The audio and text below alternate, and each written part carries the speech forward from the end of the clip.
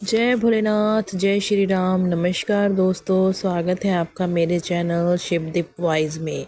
आज हम आपको सोमवार व्रत कथा का श्रवण कराएंगे। इसीलिए इस दिन भगवान शिव की पूजा और व्रत करने का महत्व और ज़्यादा बढ़ जाता है। यदि आप सोमवार के व्रत करते हैं तो आपको सोमवार व्रत कथा पढ़ना बेहद ज़रूरी है, क्योंकि इसके बिना आपका व्रत अधूरा माना जाता है। आइए जानते हैं सोमवार व्रत कथा। देवों के देव महादेव बहुत ही भोले भाले माने जाते हैं, इसीलिए उनका नाम भोलेनाथ भी है। भगवान शंकर को प्रसन्न करने के लिए किसी भी तरह के खास विशेष पूजन की आवश्यकता नहीं होती, क्योंकि कहा जाता है कि वह तो भोले हैं और भक्त की मन से की गई क्षणिक मात्र की भक्ति से ही वह प्रसन्न हो जाते हैं। अगर आप भी शिव की भक्ति और कृपा पाने के लिए सावन के सोमवार का व्रत करते हैं तो इस कथा से भोलेनाथ को प्रसन्न कर सकते हैं।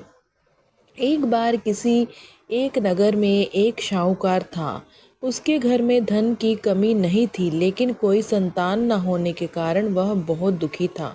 संतान प्राप्ति के लिए वह हर सोमवार को व्रत रखता और पूरी श्रद्धा के साथ शिव मंदिर जाकर भगवान शिव और माता पार्वती की पूजा करता था। उसकी भक्ति देखकर एक दिन माँ पार्वती प्रसन्न होकर भगवान शिव से साहूकार की मनोकामना पूर्ण करने का निवेदन करती है। पार्वती जी के आग्रह पर भगवान शिव ने कहा, हे पार्वती, इस संसार में हर प्राणी को उसके कर्मों का फल मिलता है और जिसके भाग्य में जो हो उसे भोगना पड़ता है। लेकिन पार्वती जी ने साहूकार की भक्ति देखकर उसकी मनोकामना पूर्ण करने की इच्छा व्यक्त की। माता पार्वती के आग्रह पर शिवजी ने साहूकार को पुत्र प्राप्ति का वरदान तो दिया, लेकिन उन्होंने बताया कि यह बालक 12 वर्ष तक ही जीवित रहेगा।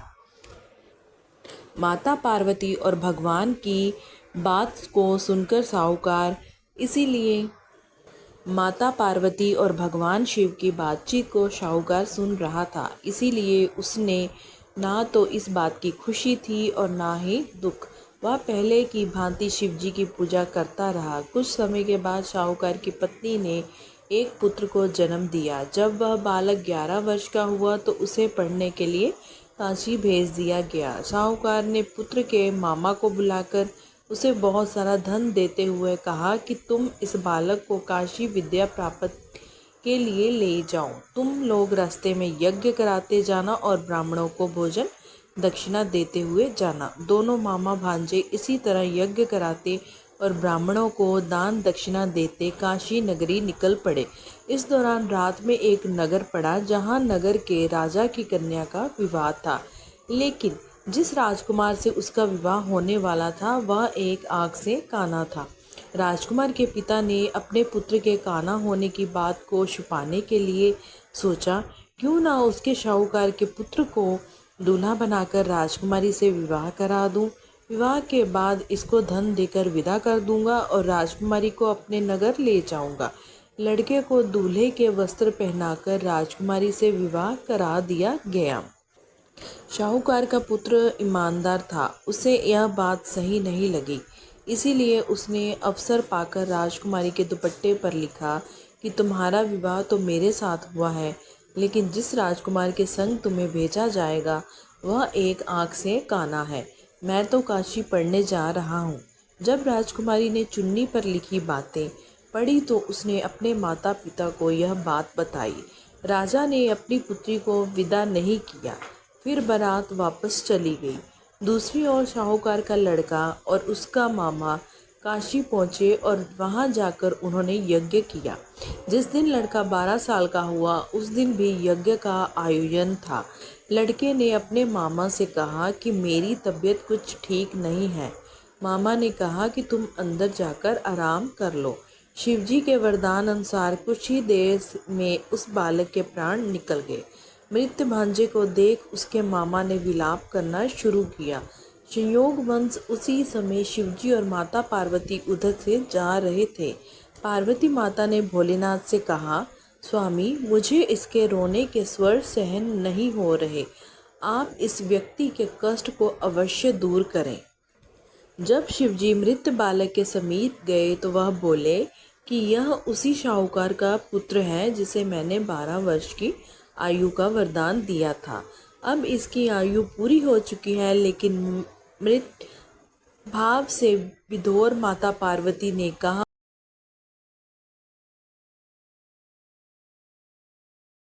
बालक को और आयु देने की कृपा करें, अन्यथा इसे वियोग में इसके माता पिता भी तड़प तड़प कर मर जाएंगे। माता पार्वती के पुण्य आग्रह पर भगवान शिव ने उस लड़के को जीवित होने का वरदान दिया। शिवजी की कृपा से वह लड़का जीवित हो गया। शिक्षा पूरी करके लड़का मामा के साथ अपने नगर की ओर वापस चल दिया। दोनों चलते हुए उसी नगर में पहुँचे जहाँ उसका विवाह हुआ था। उस नगर में भी उन्होंने यज्ञ का आयोजन किया। उस लड़के के ससुर ने उसे पहचान लिया और महल में जाकर उसकी खातिरदारी की और अपनी पुत्री को विदा किया। इधर साहूकार और उसकी पत्नी भूखे प्यासे रहकर बेटे की प्रतीक्षा कर रहे थे। उन्होंने प्रण कर रखा था कि यदि उन्हें अपने बेटे की मृत्यु का समाचार मिला तो वह भी प्राण त्याग देंगे, परंतु अपने बेटे के जीवित होने का समाचार पाकर वह बेहद प्रसन्न हुए। उसी रात भगवान शिव ने साहूकार के स्वप्न में आकर कहा, हे श्रेष्ठी, मैंने तेरे सोमवार के व्रत करने और व्रत कथा सुनने से प्रसन्न होकर तेरे पुत्र को लंबी आयु प्रदान की है। इसी प्रकार से जो कोई सोमवार व्रत करता है या कथा सुनता और पढ़ता है, उसके सभी दुख दूर हो जाते हैं और सभी मनोकामनाएं पूर्ण होती हैं।